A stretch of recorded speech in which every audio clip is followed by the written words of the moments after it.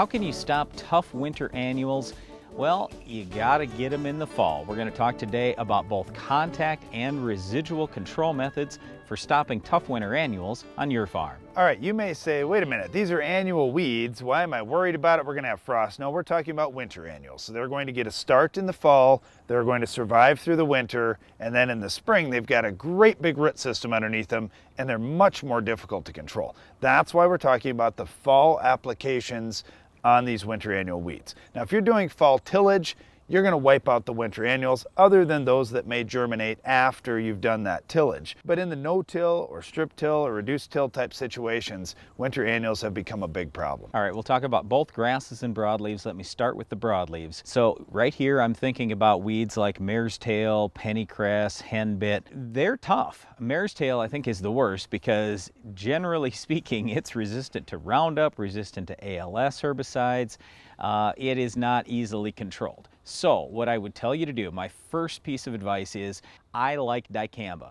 Now, if you're going to run with a high rated dicamba, I'd like to use a quart of dicamba in the fall. You're probably going to have a little of that dicamba left in the spring, not much, but a little bit. So I got to be careful about which crops I'm rotating to. In other words, I'm going to spray the dicamba only in front of a crop that I can use dicamba on, like corn or sorghum. If it's going to be soybeans, dry beans, lentils, something like that, then I'm probably going to run 2,4-D in the fall. Well, both those options are good, Brian, and I often like to use those two products as a tank mix partner with a residual product. Something like Valor, for example. I like fall Valor a lot. It does have some burn to it, so it's going to help burn down those weeds that are up, but adding a 2,4-D or a dicamba to the Valor is going to get that instant reactivity that you want to see, but also the Valor is going to stick around, and you're going to see some lingering effects of that Valor all the way through the spring. So you say, well, I'm going to put Valor on in the spring. What if I put it on in the fall? What are the drawbacks? You may use a little bit higher rate in the fall because you know you're going to use some of that chemistry up in the fall,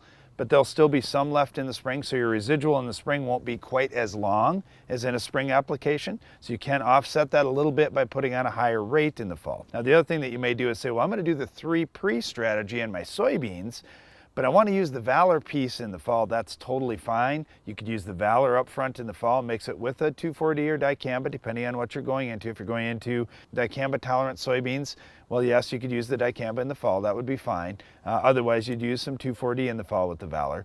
Then come back in the spring with your metribuzin and your yellow, like Prowl, for example. You'd have a bang-up weed program. All right, you could use the yellow in the fall if you wanted to, along with that Valor. That'd be fine. And also, I wanted to talk about Valor rate. I'm going to standard recommend 4 ounces of Valor in the fall. 2 ounces in the spring, maybe 3, but in the fall, I'm going to run 4. And if I run 4 and I spray it late enough, then the odds are pretty high that I'm not going to have to apply or reapply Valor in the spring, but it all depends on what area of the country I'm in. You know, winter wheat, Brian, we got to get weed control in the fall, and we talk about these broadleaf weeds, and yes, they are very important. Let's switch gears here just a little bit and talk about wheat, because before winter wheat goes in, that weed control is so important. Now, I know depending on where you're at, you might already have the winter wheat in, but if you still got winter wheat to seed, you could use a residual herbicide like Sharpen in the same role to try to have that residual control. It's going to hold those weeds out going into next spring. Well, Sharpen is just a broadleaf product, so if broadleaves were your issue,